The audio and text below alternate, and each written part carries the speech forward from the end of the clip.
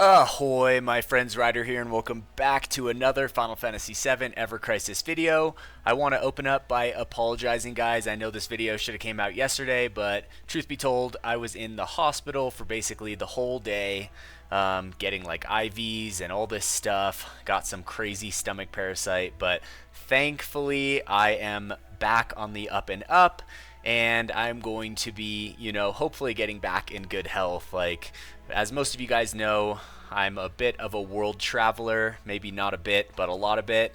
And so, these are the kind of things that you will deal with sometimes when going to other countries. I went to Nepal, I lived in Nepal, I lived with the monks there, and they also have like a tough thing in the water, but honestly, I would say that the water here in Cusco is brutal. We've actually been boiling it for tea, and we boil it for 3 minutes after it hits the boil, and even then, guys, you can still get messed up from it. So yeah, I guess it's a learning experience.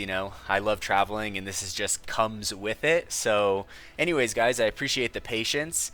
Before I get into the updates today, I just want to congratulate everyone on the last Guild War. I know that it was a tough Guild War, especially for, more competitive guilds.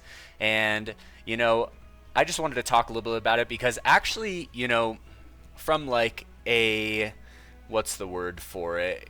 Kind of like a schematic, or like, I actually like the sigil breaking mechanic a lot. I actually think it's a cool thing for Ever Crisis. The problem that I think Applibot makes is that at this point in time, like, Ever Crisis doesn't really have like, much going for it other than, like access to more content for the Final Fantasy VII universe and the battle system, right? Which I think, Applibot has done a pretty great job of. I really like the, the battle system in Ever Crisis, and have since the beginning. However, the big mistake that I think Applibot makes is that, if their entire business model is banking on the fact that their combat is excellent, then they shouldn't be cutting corners on their servers, right? Because when you put out a guild war where everything is coming down to the sigil break,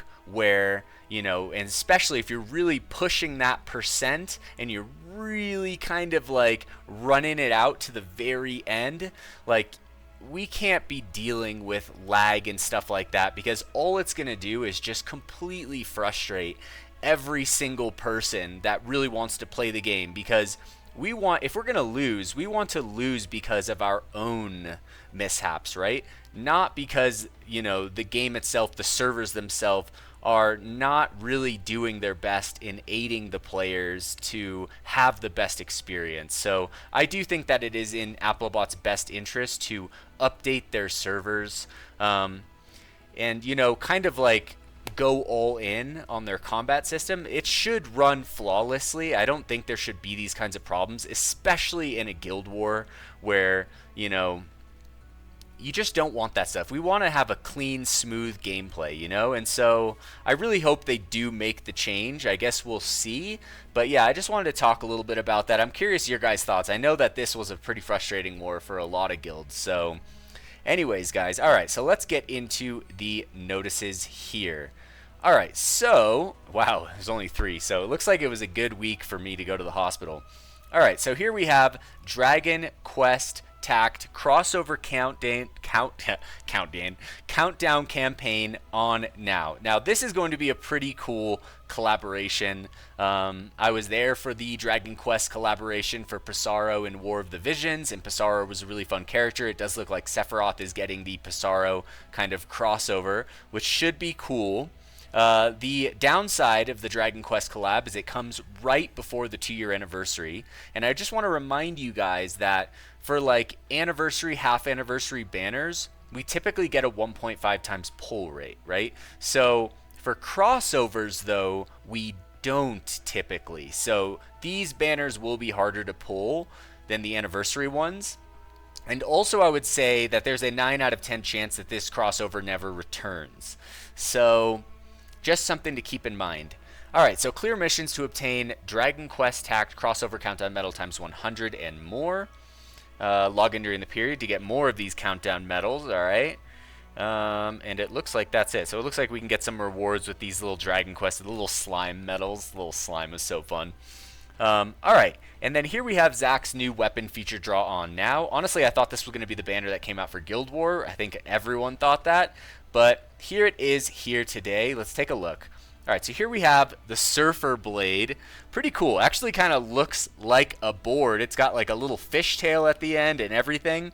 So I'm liking the design of the sword. It's pretty interesting. Off the rip. I think they mean off the lip.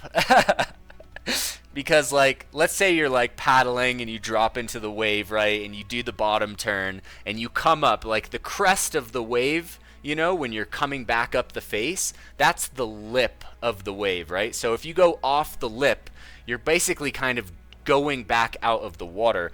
I'm not really sure what they mean by off the rip. Kind of fun, though. So, all right, so let's see. Inflicts up to 740% physical non-elemental damage upon all enemies. Okay. And drastically reduces physical defense. Also drastically increases all allies' physical attack when caster's HP is 70% or more. Interesting. Yeah, pretty interesting. And just so you guys know, I'm going to be doing the banner review in this video. I got work to do today, and, you know, I figured it'd be easier, especially since so much time spent yesterday just, like, in the doctor. Alright, so let's take a look at the costume. Alright, so Surfer look. Boost attack all allies. And, alright, so that's pretty interesting. This is kind of like almost a limited looking one right here. Boost attack. And then we have Seashell Necklace. When granting physical attack up, max potency tier will be increased. Okay, so this is like Angeal's anniversary costume, except it's for physical attack. It's also like Yuffie's costume that, you know, allows the tier to go up on physical attack break. But at first glance, I feel like, I don't know, I'm not really sure how viable this weapon is going to be. But we'll talk about it here in a little bit. Also, Lucia's Beach Agent is getting updated, Sun's Favor. So for all of you guys that have this costume, congratulations. And then here is Red 13's ultimate weapon, Limited Moon, which I sadly did not get. Very sad. Lots of tears for me. But if you guys got it, I am very happy for you guys. Alright, and then here's the new wallpaper, Surfer look. Alright, so that's pretty fun. I like the aviators going on, the Hawaiian shirt, the necklace right here. This looks more chill. I feel like this is exactly how Zack's vibe would be at the beach. Alright, so let's keep going down here. Let's see what else we got. Okay, regarding iOS 26 and iPad OS 26. Alright, this is a management from the management team. This is a message. Please be aware that updating to iOS 26 or iPad OS 26 may prevent the game from running properly. Take notes, guys. As such, we ask that you refrain from updating while we run tests to see if the game will run properly. Wow. Once testing is complete, we will make an in-game announcement. Interesting. Honestly, I don't typically download the updates right away just because sometimes they're glitchy. So I normally wait anyway, so I don't really think that's a big deal. Known OS related issues. So these are the issues that are known for if you did download it. When attempting to make a shop purchase, a message stating that the in-app purchase has already been made will sometimes appear and prevent the purchase from going through. Yeah, this is why they don't want you guys to download the new update, because then you can't buy stuff.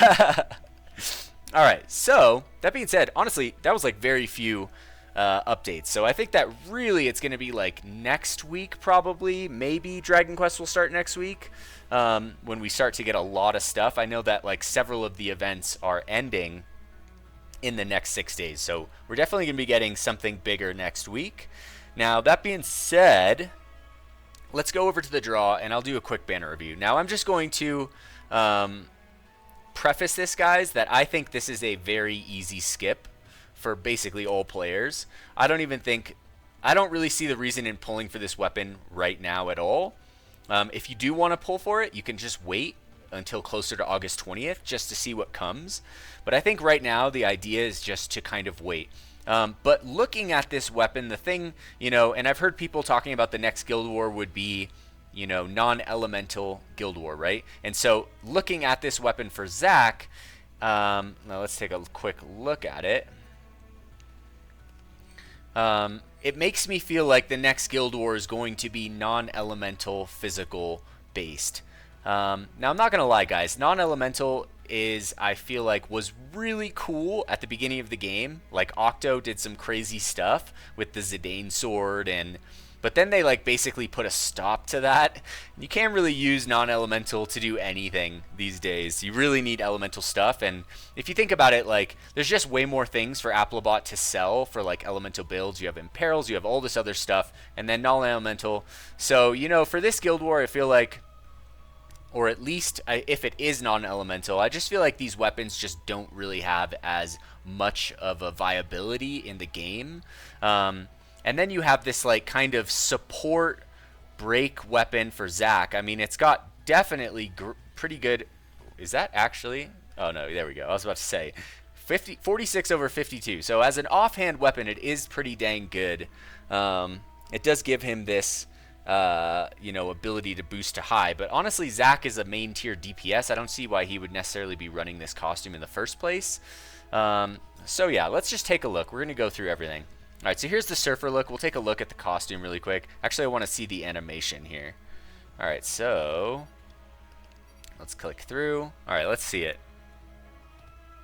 That is a tiny surfboard. I thought that they would make the weapon bigger. Look how small it is. It's pretty funny, actually. It's so tiny. It's like a wakeboard. It's like smaller than his normal weapons. All right, so let's check out the costume here. All right, going over. Let's look at Zack. All right, surfer look. All right, so the boost attack all allies, not bad. You're going to get, what, 10 points? So you're going to get all allies physical, magic attack 5%, 5%, and then the basic 10 stat. So, you know, it's all right. It's nice that it boosts the whole team for sure. Although, yeah, I guess they're trying to make it so that it works for a magic team as well, even though this entire weapon is focused on physicality, right? Seashell necklace, I mean, everything here is about physical attack. So I feel like maybe a different first starting R ability would have been better, but I do like the boost attack all allies. When granting physical attack up, max potency tier +1, so it'll allow you to go to +4 on the physical attack up, which is definitely a nice upgrade. I'm just curious how often this is going to be used. Like, it's just so weird. We have like these main focus DPS and we have these supports, and then sometimes the DPS are supports, and you just really don't know. Sometimes they just really come out of left field with all this stuff. But all in all, I think this, you know, costume kind of reminds me of Yuffie's costume, the one with the physical attack, max potency, tier break on it. You know, kind of interesting. I don't know if that costume has really ever been used, maybe once in a battle ranking. And then for Zack, who's probably most likely going to be a DPS, you're probably not going to be running this. You'd be running an Arcanum instead of this, right? To boost his damage. So, you know, it'll probably get some time in the sun, so to say. But I just don't think it's going to be very much. So my suggestion is to hold off. All right, now let's look at the Surfer Blade here. Off the rip, brah. All right, so let's go to OB1. Okay, so we got 369 physical attack. At OB1 deals 530% physical non-elemental damage. It is an AoE. It does break physical defense low to mid at OB1. And when HP is 70% or more, physical attack is increased low to mid OB1. The R abilities, I do like physical attack over physical ability potency. We have physical attack boost, and X sigil boost. Now taking a look at OB6, 580 physical attack. It goes from 530% to 640% physical non-elemental damage. Also AoE.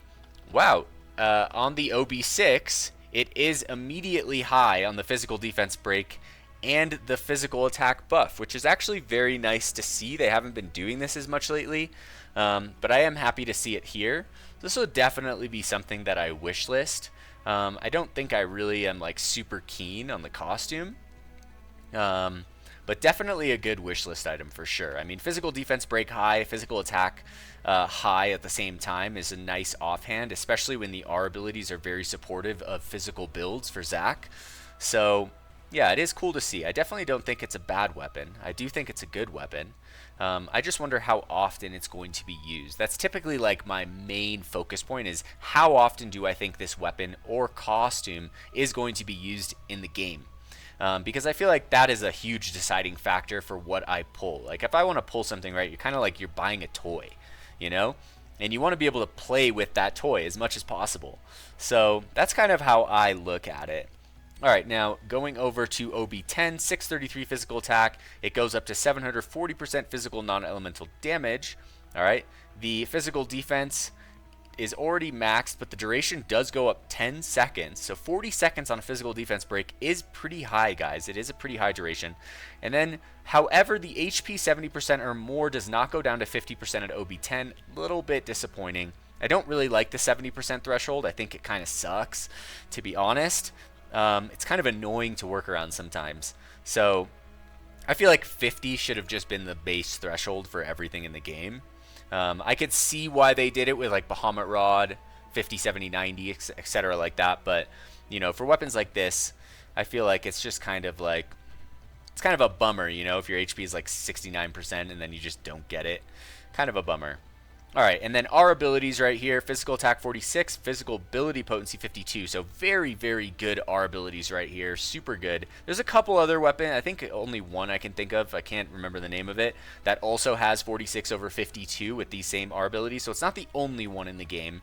But overall, guys, I think that, you know, unless you really love Zack and you've just been waiting for his next summer costume, you know, obviously if that's the case, then by all means, have fun, pull Zack, you know, enjoy the game how you want to do it. Just spend responsibly, guys. Or if you're, you know, saving up, then use your savings responsibly. But I think for the vast majority of players, guys, this is going to be an easy skip. Just hold out, wishlist the weapon. The weapon looks great. The costume, I think the weapon will see more gameplay time than the costume. And so that's great that we can wishlist the weapon slowly over time. Plus, like, we have so many freaking tickets, guys. Like, it's insane. We've been getting, like, I literally need to do a video where I use some of these tickets. Let's just see what I get. Like, 15 5-star guaranteed. You know, 7 right there, 5 for Cloud, 15 for Barrett, 19 for Tifa, 25 for Aerith, 22 for Red, 15 Vincent, 9 Zack, and then we got, you know, 16 Sephiroth. If the first soldier characters don't really get as many for sure. And Geelon 12, but then I got maxed out 999 4-star plus tickets right here. So definitely need to use some of those. 875 regular tickets. Yeah, like insane, guys, how many freaking tickets we have. Like, in this regard, Ever Crisis is extremely generous when it comes to this stuff, you know?